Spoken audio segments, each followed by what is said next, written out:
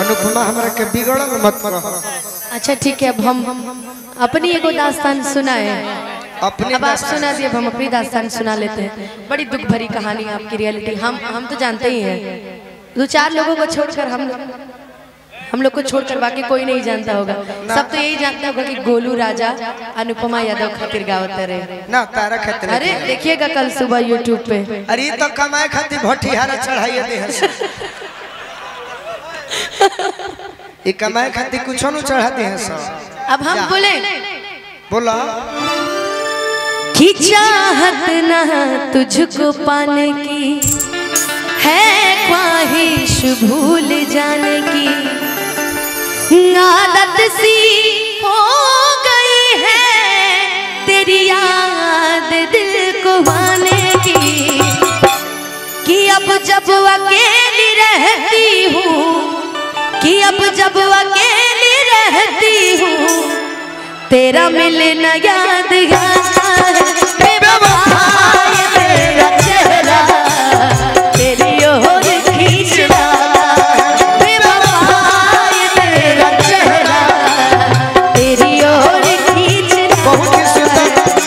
जब जब भुलाना चाहूँ मैं, जब जब भुलाना चाहूँ मैं, तू सामने आ जाता है। बेवफा तेरा एकरा पे हम तारा खातिर ना कहो। अच्छा केहू दूसरा खातिर कहते हैं। हैरान हूँ मैं आपकी जुल्फों को देख कर। हैरान हूँ मैं आपकी जुल्फों को देख कर। इनको घटा कहूँ तो, इनको घटा कहूँ तो घटा को क्या कहूँ।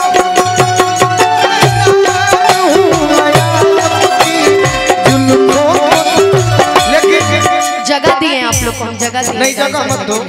ये तो भोजपुरी में आपने भी बात कहा बड़ा सुंदर। बेवफा तेरा चेहरा तेरी ओर खींच लाता है। सही बात है, लेकिन अगर के भोजपुरी में कोई से कहा गोपालगंज के भाषा में, आज ना तो काल मिलूं पानी यही आस से। आज ना तो काल मिलूं पानी यही आस से। एक साल से प्रेम करत नहीं तब मानत नहीं कि पहले क्लास से। अरे प्यार हम करीले तोहसे पहले क्लास से। प्यार हम करीले तोहसे भैया कितने साल से प्रेम कर रहे हैं? मैंने 1 साल से करत नहीं तो पहले क्लास से। 1 साल से मतलब पहले क्लास से। ठीक ठीक। बाकी डर लागे तहरा, हम बोले 8 बाकी डर लागे तहरा बाबूजी के पास से। बाकी डर लागे तहरा बाबूजी के पास से। प्यार हम करीले तोहसे पहले क्लास।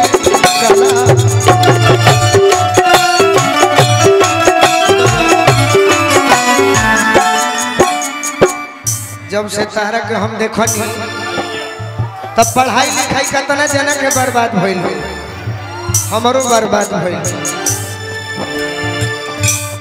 पढ़े में कम लागल तो हमें जावा।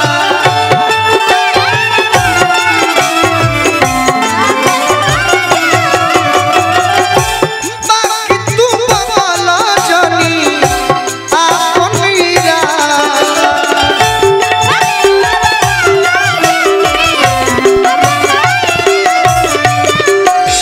लाइनो मारी का अब की बेर तो बचब ना कबो ना डेरोइनी हम तो फेल